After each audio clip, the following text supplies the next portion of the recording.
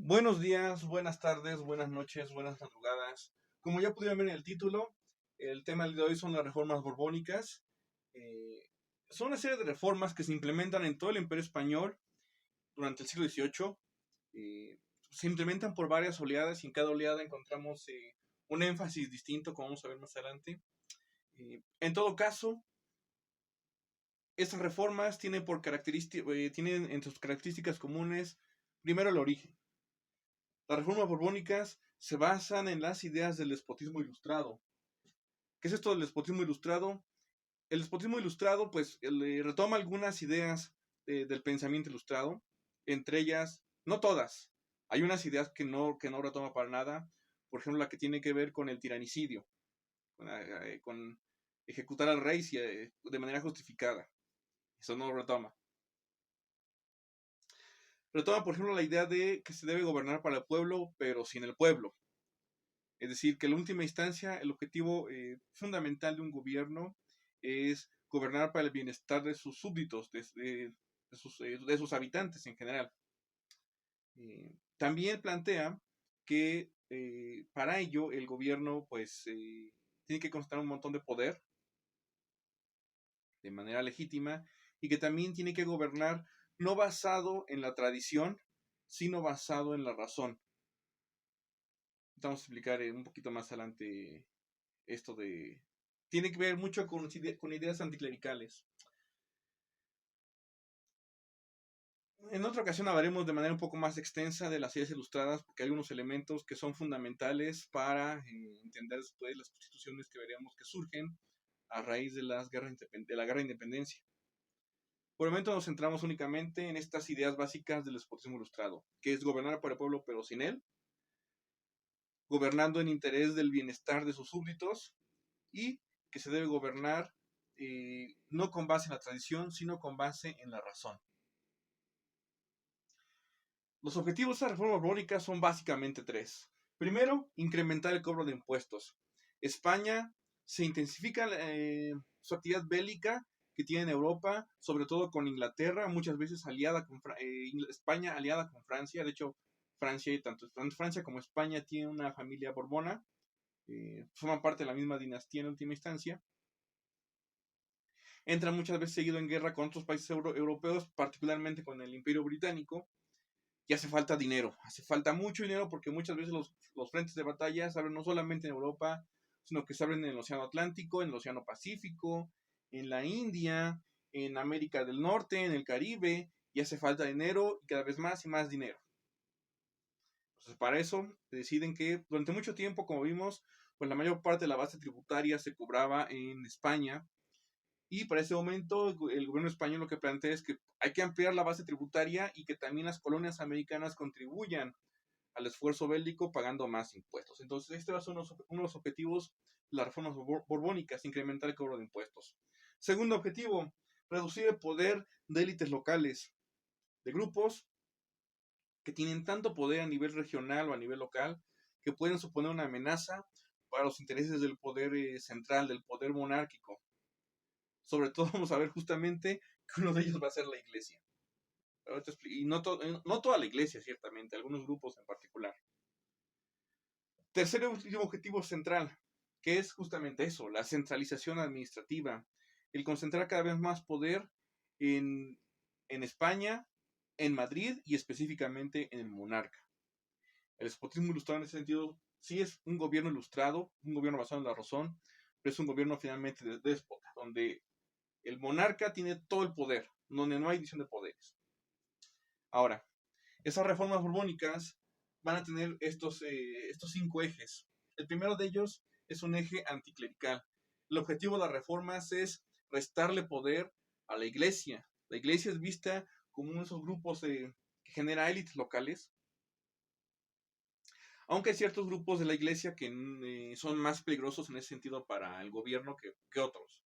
Recordemos que la iglesia está dividida entre un clero secular y un clero regular, y dentro del clero regular pues hay varias órdenes monásticas, los agustinos, los dominicos, los franciscanos, los jesuitas, y estos últimos son el principal foco de atención de las reformas borbónicas, porque son el grupo que concentra más poder económico, son el grupo que prácticamente monopoliza la educación de las élites en los distintos grupos en todo el territorio del Imperio Español, particularmente en América. Y encima los jesuitas pues son un grupo que en última instancia, por sus reglas, no obedecen directamente al rey, sino que obedecen directamente al Papa, obedecen directamente al Vaticano. Entre las medidas que se toman, por ejemplo, está la de que se prohíbe la fundación de nuevos conventos en América. Se limita por 10 años la inscripción de nuevos novicios en los seminarios para formar sacerdotes. En el caso particular de la orden de los jesuitas, son expulsados del Imperio Español. En la década de 1760 se expulsa a los jesuitas de América, se expulsa a los jesuitas también de España, que por cierto no es algo que sea exclusivo de España. De hecho, otros países europeos católicos expulsan también a los jesuitas. En las ciudades-estado italianas también se les expulsa del Imperio Austriaco, de Francia.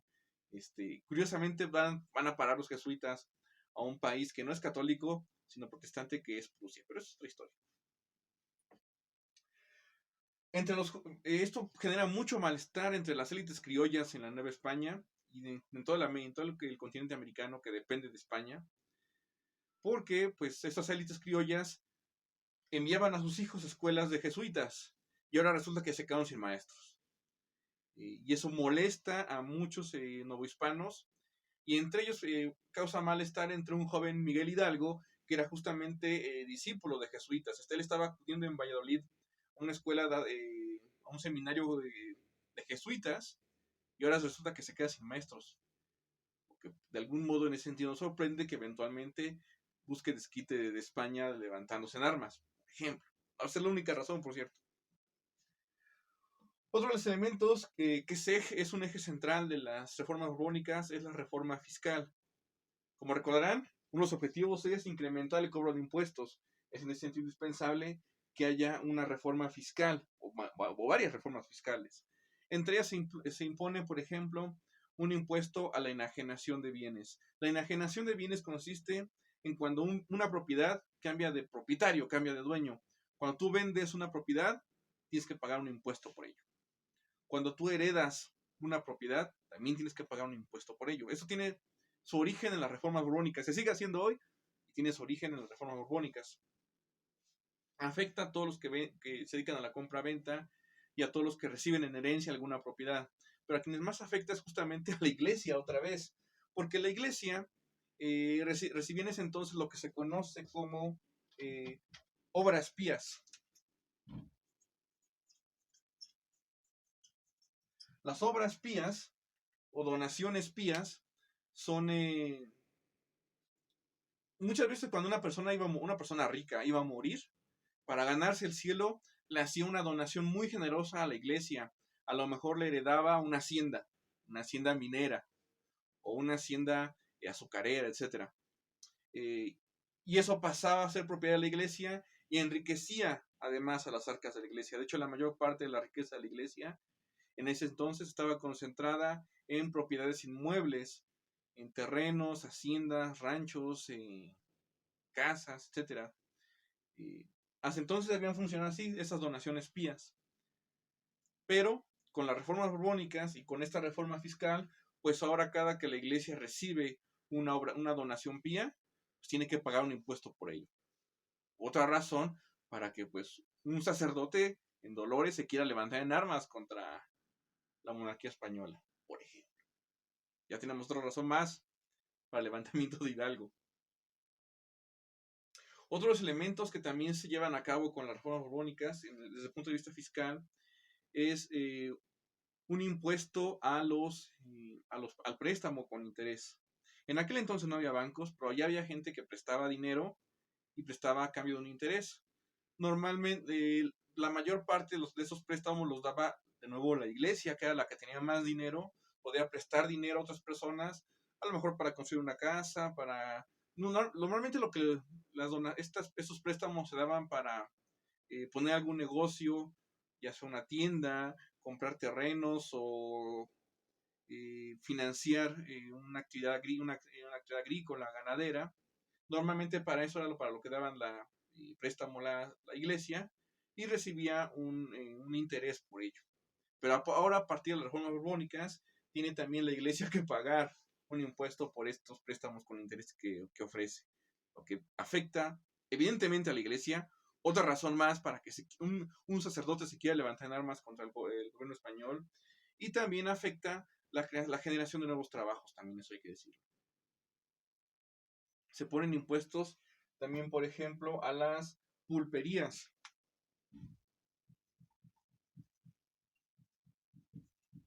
Las pulperías eran negocios tipo tienda donde vendían jugos de pulpa.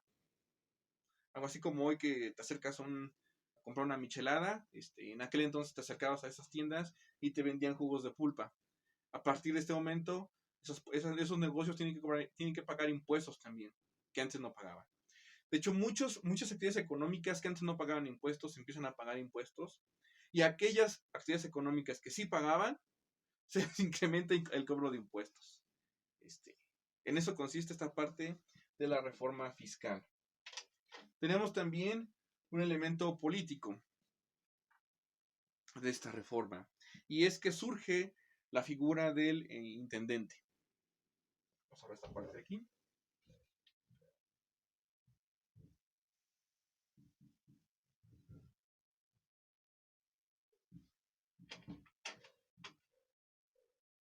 Nos decimos, aparece la figura del intendente.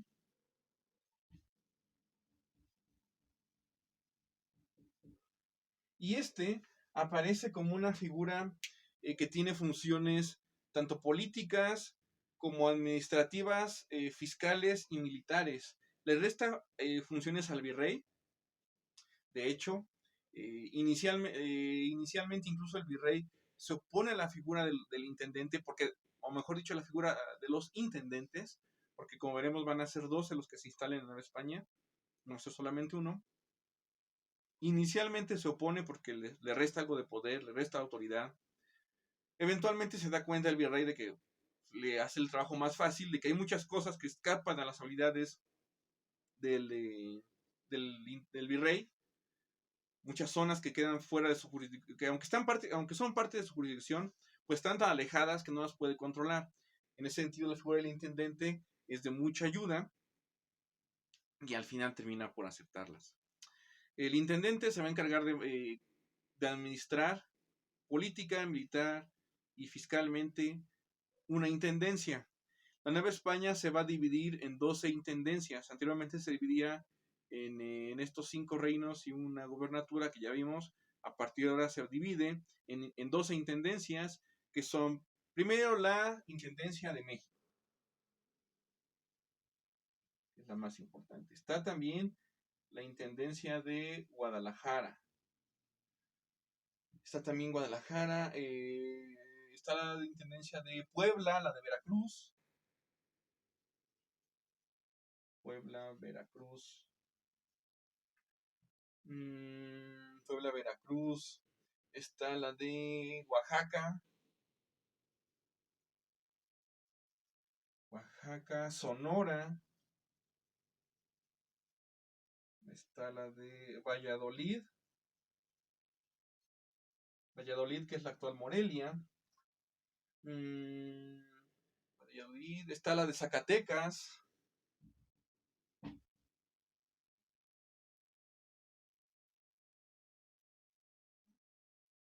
Zacatecas. Está la de Guanajuato.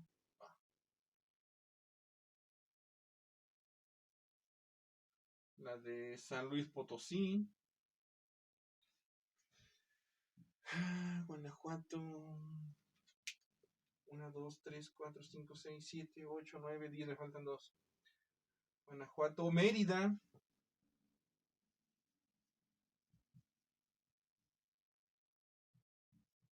Mérida y Durango.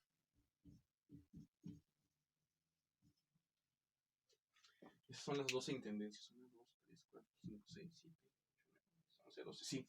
Esas son las 12 intendencias en las que se divide la Nueva España, y cada intendencia tiene a su cargo, está bajo el cargo de un intendente. Ahora, el intendente no trabaja solo, sino que además tiene para ello, tiene en su apoyo la figura de los subdelegados de intendente.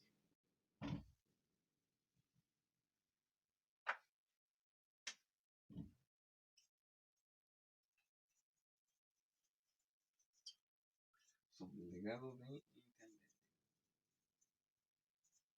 El subdelegado de intendente es eso, una persona en la cual el intendente delega algunas funciones, particularmente el cobro de impuestos. Esto no significa que antes no existiera una figura encargada del cobro de impuestos en la Nueva España, ya existía. De hecho, dependía mucho de los alcaldes y de los corregidores en la Nueva España. Sin embargo, que cobraban impuestos sobre todo a los grupos indígenas, pero a partir de ahora les quitan esa facultad. Ya no depende de los alcaldes y corregidores, sino que ahora depende de los delegados de intendente, y esto genera malestar entre justamente esos cargos, entre los subdelegados, perdón, entre los corregidores, los alcaldes con los subdelegados. ¿Por qué? Porque los alcaldes y corregidores cobraban impuestos, pero ellos como tal no recibían un salario. Se les tenía permitido que a cambio de que no recibieran un salario, pudieran ser intermediarios entre el Consulado de la Ciudad de México, consulado que, como recordarán, estaba encargado, llevaba a cabo las actividades de comercio internacional. Le llevaban productos al consulado, el consulado se los pasaba a los corregidores y a los alcaldes, y estos a su vez los vendían a los indígenas, pero se los vendían a precios muy caros. Y así se enriquecían. Entonces, con la figura del subdelegado, alcaldes y corregidores dejan de cobrar impuestos, pero también se les prohíbe que puedan seguir comerciando y siendo intermediarios con los indígenas y el Consulado de Ciudad de México. Entonces les quitan esa fuente de negocios y generan malestar. De hecho, vamos a explicar un poquito más cómo está esto del conflicto entre la figura del intendente y el subdelegado de intendente con las figuras de gobierno novohispanas que ya existían antes.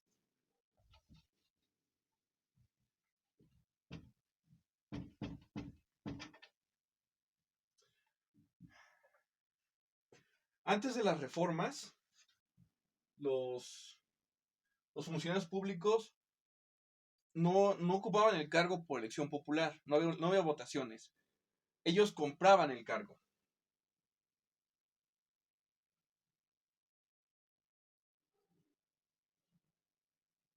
Compraban el cargo y además, una vez encima, como vimos con el caso de los corregidores y los alcaldes, pues no recibían una paga, trabajaban sin paga.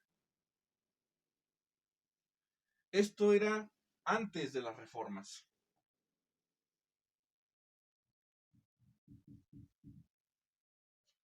Y pues como no recibían una paga y encima tenían que comprar el cargo, pues se prestaba a mucha corrupción.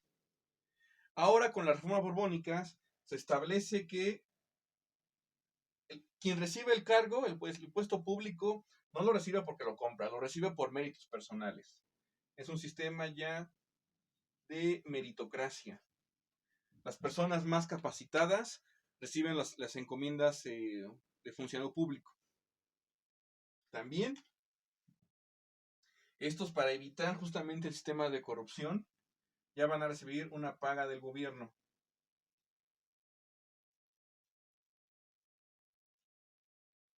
Todo esto ya con las reformas.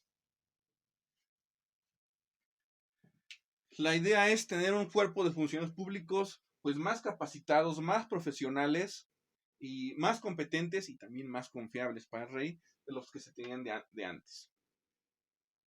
En eso consiste la reforma política de las reformas borbónicas a la Nueva España. Hoy también un eje militar que es central, porque, pues, como dijimos, España estaba en guerra constante con Inglaterra y de repente con otros países europeos como Austria, por ejemplo. Entonces, pues hacía falta, sobre todo en el caso particular de Inglaterra, que tenía una flota de guerra muy poderosa y que tenía además interés en América, en las 13 colonias más al norte de la Nueva España, pues suponía una amenaza para el Imperio Español y sus colonias en América. De hecho, durante la Guerra de los 7 Años, Cuba, por ejemplo, cae en manos británicas. No, no toda Cuba, pero cae en La Habana, por ejemplo. También cae en Filipinas, cae Manila. Ambos caen en posesión, caen en manos de la flota británica en 1761, 1762, casi al final de la Guerra de los 7 Años. Al final se las devuelven las negociaciones a España, pero crea el precedente de, bueno, durante ese tiempo en el cual La Habana y Filipinas quedaron en posesiones británicas, pues prácticamente España no tenía forma de comunicarse con la Nueva España, con su principal colonia. Y además estaba la amenaza de que hubo una invasión británica hacia la Nueva España desde Cuba. Entonces, para evitar esos problemas, se busca, pues, ¿cuál fue la razón del fracaso en la defensa de esos puertos de La Habana y de Manila? Se identifica que el problema era que tenían unas milicias coloniales. Esas milicias que estaban en Filipinas, que estaban en Cuba, también operaban en la Nueva España. Las milicias no eran soldados profesionales, eran gente, pues, vecinos de cada ciudad, que se reunían todos los sábados o también incluso domingos, para hacer ejercicios de instrucción, algunas prácticas de entrenamiento y nada más. Cada individuo llegaba con sus propias armas y pues eran vecinos que pues sí podían combatir con mucha fe, con mucha lealtad, con mucha entrega, pero pues no eran soldados profesionales como los soldados británicos, que eran soldados de tiempo completo. Estas milicias entraban solamente el fin de semana. Los soldados profesionales británicos entrenaban de lunes a sábado, toda la semana, dedicados única y exclusivamente a ejercer violencia especializada. Entonces, lo que se decide con las reformas borbónicas es crear un ejército profesional, ya no un ejército de milicias coloniales, sino un ejército profesional. Reclutar tropas y ahora que se puede cobrar más impuestos, pagarles para que se dediquen única y exclusivamente a ser soldados y dediquen toda la semana a su entrenamiento militar. El gobierno les paga equipamiento, les paga uniforme y les da una paga para que estén de lleno como profesionales de la guerra.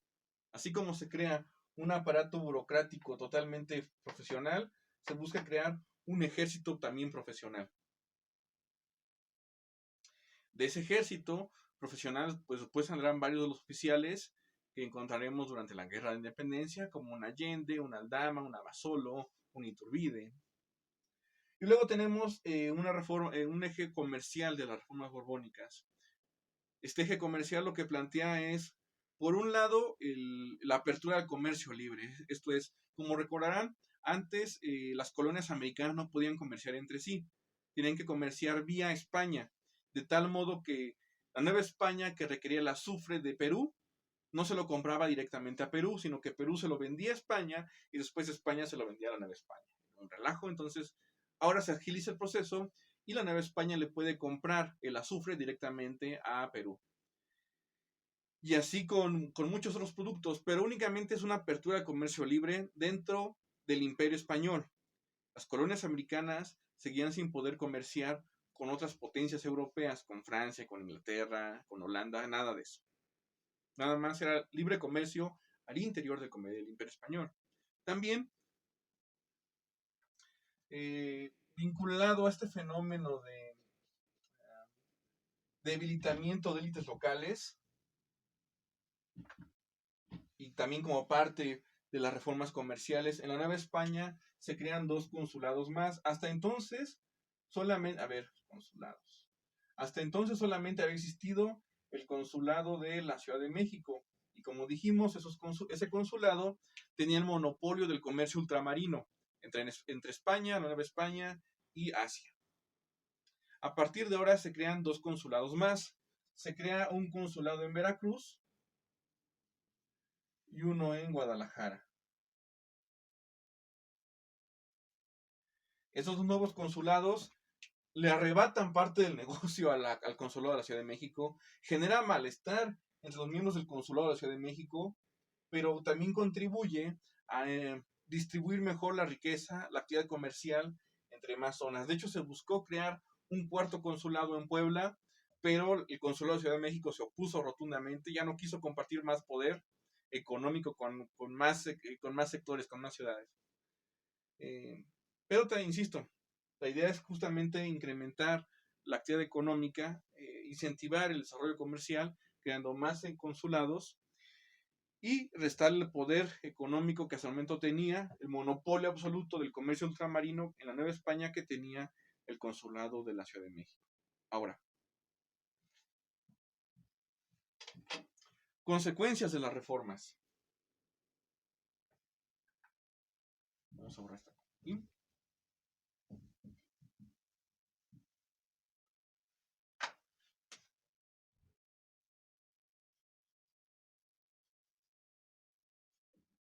Consecuencias.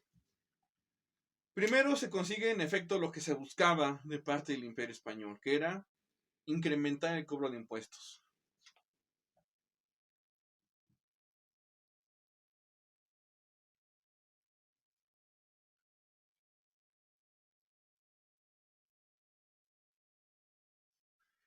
La Nueva España y otras colonias americanas envían más dinero a España.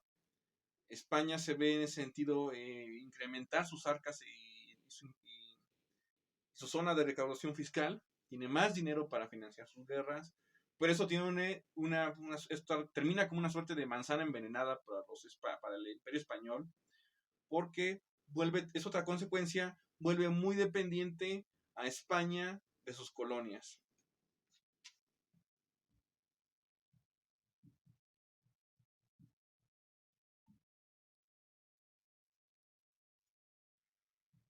Depende excesivamente de América.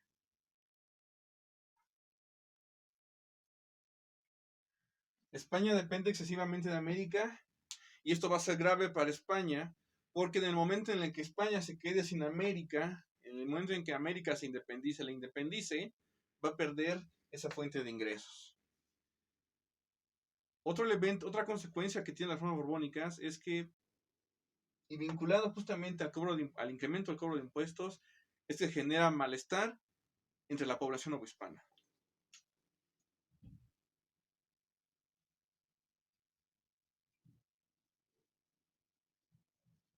Malestar entre los novohispanos. A nadie le gusta pagar impuestos, y menos que te los aumenten, y menos que te quiten esferas de influencia. Esto va a generar que los novohispanos, y no solamente los novohispanos, sino otros, sobre todo criollos en otras colonias americanas, empiecen a sentirse molestos con el manejo político y económico que está teniendo la monarquía española sobre ellos. Genera malestar, y ese malestar va a contribuir a generar la sensación de ¿y si quizás se pudiera vivir mejor sin España? Se dan cuenta los criollos del poder económico que tienen, se dan cuenta de lo importantes que son para los objetivos estratégicos de la corona española. Y se dan cuenta, bueno, si aportamos tanto a España y a sus objetivos imperiales, ¿qué tal si de una vez nos independizamos, nos separamos de España y toda la riqueza que generamos, en lugar de que termine del otro lado del Atlántico, se quede aquí? Las reformas borbónicas incrementan durante el siglo XVIII el poder económico de España en relación a sus rivales europeos. Pero dentro de España, dentro del Imperio Español, va a empezar a minar las voluntades, van a generar voluntades criollas, voluntades que después van a irse directamente a la lucha armada a partir de 1810. Todavía falta para eso. Las reformas borbónicas son un elemento clave para entender el estallido de la guerra de independencia, pero no es el único. Hay más factores que están en juego y uno de ellos tiene que ver de manera totalmente clara con justamente las ideas ilustradas, de las que ya hablamos un poquito al inicio cuando decíamos que las reformas borbónicas tienen su origen en el despotismo ilustrado, pero hay más ideas ilustradas. Hay algunas ideas ilustradas que abiertamente critican a la monarquía y esas ideas ilustradas que critican a la monarquía también van a llegar a América. Pero de eso hablaremos en el siguiente video. Hasta entonces.